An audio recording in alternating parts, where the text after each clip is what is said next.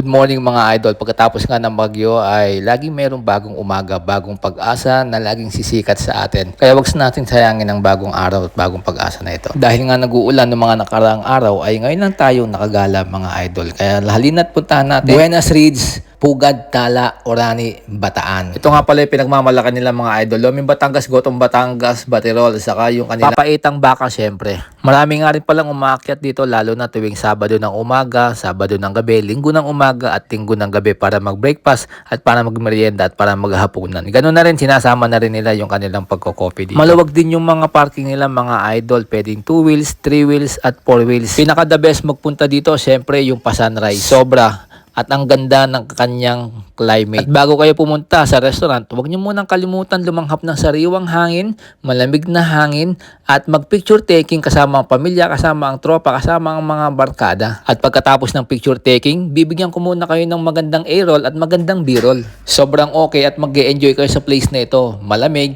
at sariwa ang hangin at ang pinaka-the best dito, pwede kayong makapag-usap ng pamilya o makapag-usap ng magjowa. O kung gusto mo naman, pag-usapan nyo na rin, pati buhay ng kapitbahay ninyo, di ba? Hindi nga pala mga tiga-Bataan lang ang pumupunta dito. Meron ding mga tiga-Pampanga at meron ding mga tiga-Olongapo. Sino nga ba naman ang hindi maantig kapag ganito ang view mo, di ba, habang kumakain ka? O tara na, ano pang hinihintay mo? Nagugutom na kami. Tara na, umakyat na tayo sa taas at tayo magkain na order na tayo ng kanilang Loming Batangas. Once again, welcome to Buenas Reeds, Tala, Orani, Bataan. Pugad, Tala, shout out. Sa mahigit na 3 taon ko pamamalagi dito sa Bataan, sa wakas, matitikman ko na rin ang kanilang pinagmamalaking Loming Batangas. Nakakamangha at nakaka-excite rin talaga umakyat dito sa Pugad, Tala. Kaya pala tinawag na Pugad, Tala kasi meron siyang isang malaking pugad tapos barangay Tala siya. O di ba halatang halata naman na mag-e-enjoy yung mga bata, pamilya mo, ganun din, maging ang mga kasama mo dito na dadalin mo.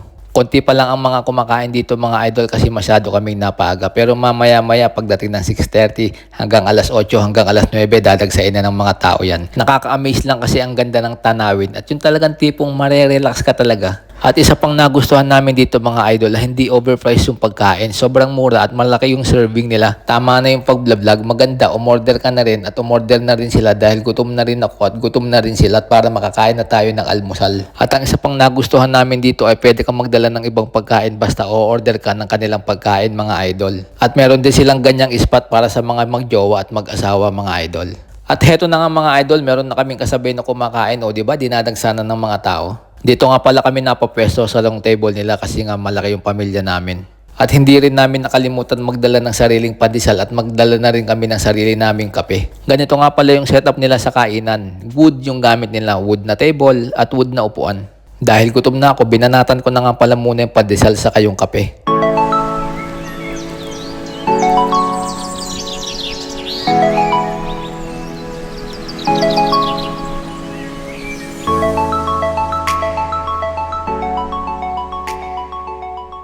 At pagkatapos lang ng 10 minuto mga idol, na-serve na rin nila yung kanilang pinagmamalaking Loming Batangas. Ipagpasalamat muna natin lahat ng biyaya mga idol bago tayo magkagulo sa pagkainan. O paano yan mga idol, wala munang usap-usap, babanatan ko muna to kasi gutom na rin ako talaga eh. Ay grabe, sobrang sarap naman talaga at wala kang pagsisisihan idol, kaya halika na, tikman mo na. What are you doing? What is this? That is Sour Patch Kid. That's only for kids. That's Sour Patch Kids? That's only for kids? Yeah. Okay. Is that sweet or sour? It's sour and sweet and yummy. Oh, can you share? Yeah. Where are you right now? I'm in Istatala. Wow, good morning. Good morning. O diba, ang bilis ng pangyayari at parang walang nangyari. Ganun-ganun lang pagkatapos kumain, eat and run. O paano mga idol, hanggang dito na lang muna yung aking vlog. Thank you for watching and God bless you all. Sana huwag kayong magsawa. Bye-bye!